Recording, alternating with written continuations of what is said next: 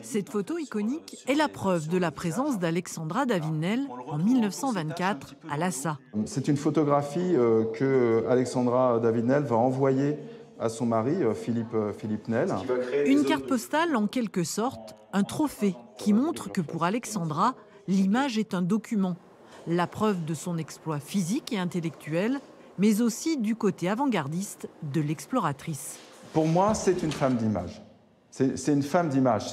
C'est un caractère, c'est une femme d'image et ça se voit en fait.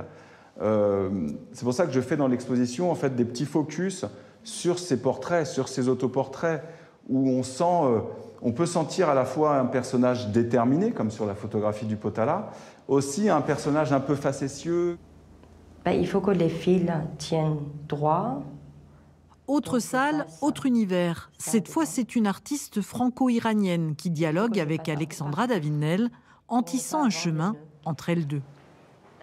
Alors, cette œuvre, c'est l'itinéraire de Alexandra Davinel que j'ai détissé sur un tissu en lin. C'est l'itinéraire qu'elle a fait à pied pour arriver à Lhassa.